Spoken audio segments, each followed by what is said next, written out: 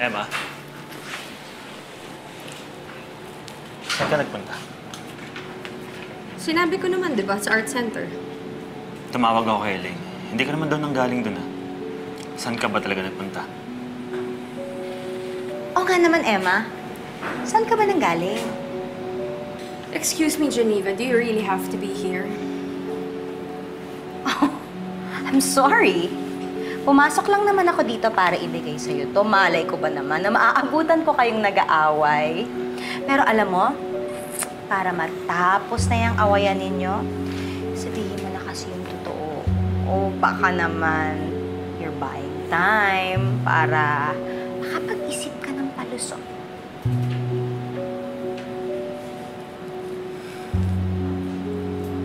I'm sorry, Angela.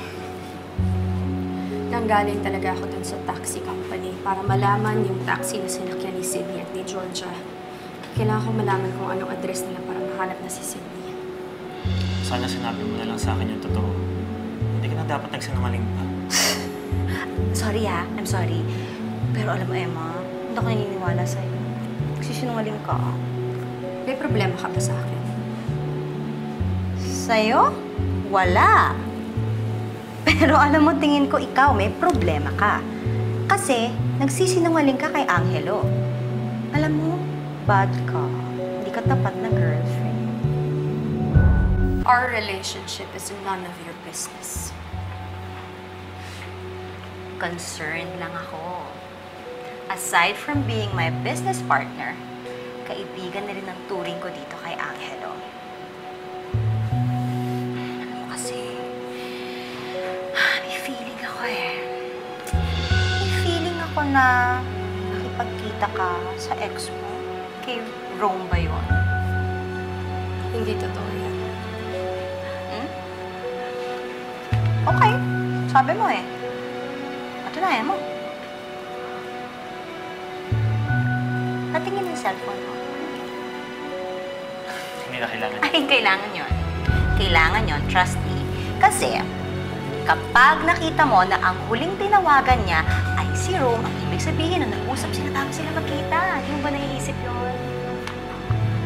Kaya naman, check ko lang. Bitawan mo ang telepono ko. Wala ka naman tinatago, diba? So, okay lang na tingnan ko. Kung meron man akong dapat ipakita, hindi sa'yo. Aray! Aray! Aray ko! Ano ba? That's your fault.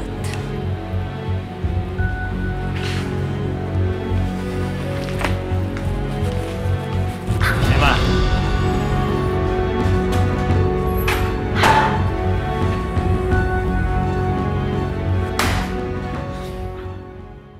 Oh my God! Ginawa sa'yo ni Emma yun? Ako palaban pala yung babaeng yan, ha? I'm sure mahihirapan ka sa mga balak mo kay Angelo. Oh my God ka naman. Hindi. It will take time, but I will get what I want. Alam mo yun, di ba? What Geneva want. Geneva.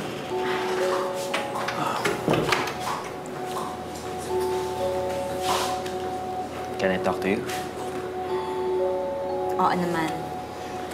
Tungkol ba dun sa nangyari kanina? Parang grabe nga yung reaction ni Emma. Yung sakit ko.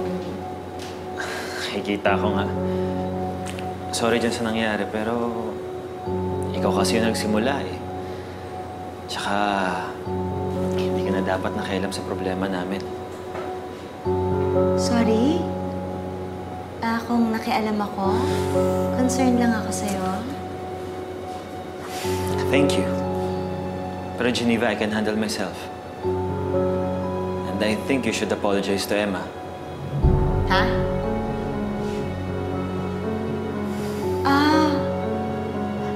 Sige. Mag-a-apologize ako. Sorry din sa'yo, ha? Sana hindi naman ito maka-apekto sa friendship natin. Of course, hindi naman ito makaka-apekto. So, I'll go ahead. Alam ko naman misunderstanding lang to. Sige. Alright, thank you. Okay.